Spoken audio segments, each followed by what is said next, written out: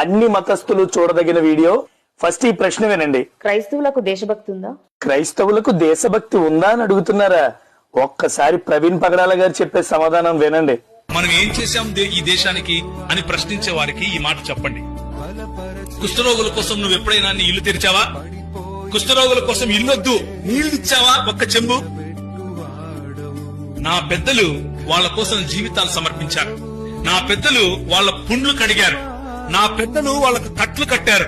నా పెద్దలు వాళ్ళు ఉమ్మేస్తూ ఉంటే, వాళ్ళు కక్కుతూ ఉంటే చేత్తో పట్టుకున్నారయ్యా. నీ జన్మలో చేయగలవా నువ్వు అని అడగండి.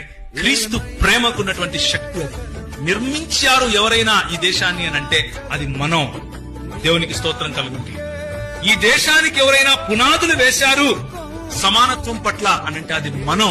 దేవునికి స్తోత్రం కలుగుతుంది. అలెగ్జాండర్ డఫ్, ఈయన రవి అస్తమించని బ్రిటిష్ సామ్రాజ్యం పైన ఇన్ఫ్లుయెన్స్ తీసుకొచ్చాడు. ఏం ఇన్ఫ్లుయెన్స్ తెలుసా? మా భారతీయ పిల్లలు చదువుకోవాలి.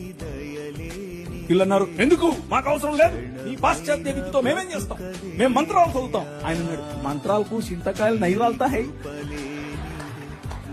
ఈయన ఇన్ఫ్లుయెన్స్ కారణం చేత మెకాలే అనే ఒక వ్యక్తిని ఈ దేశానికి పంపించారు. పోయి చూసి రాకు బాబు, అసలు చదువు అవసరమా లేదా.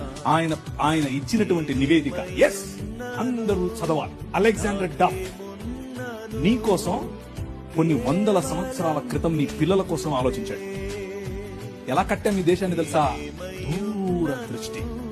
ఈ అలెగ్జాండర్ డఫ్ యొక్క ఇన్ఫ్లుయెన్స్ కారణం చేత ఈశ్వరచంద్ర విద్యాసాగర్, అలాగే రాజా రామ్మోహన్ రాయ్ ఇలాంటి వాళ్ళు నిలబడి, ఎస్ మా పిల్లలు చదవాలి, మా పిల్లలు కూడా చదవాలి, మంత్రాలు మేమేం చేసుకోవాలి, అవసరం లేదు, ఎల్లమ్మకు పుల్లమ్మకు పోయి మీరు చదువుకోండి అని యూనివర్సిటీస్ ఒకే సంవత్సరంలో, అటువైపు మెడ్రాస్ యూనివర్సిటీ, ఇటువైపు బాంబే యూనివర్సిటీ, ఇటువైపు కల్కటా యూనివర్సిటీ, 3 యూనివర్సిటీలు స్థాపించడానికి వెనకుండి పనిచేసింది ఈ అలెగ్జాండర్ డఫ్. మతం అన్నది ముఖానికి తొడుక్కునే ఒక మాస్క్. మనిషిని హిందువుగా చూడొద్దు, ముస్లింగా చూడొద్దు, క్రైస్తవుడిగా చూడొద్దు, బౌద్ధునిగా చూడొద్దు. మనిషిని మనిషిగా చూడొద్దు.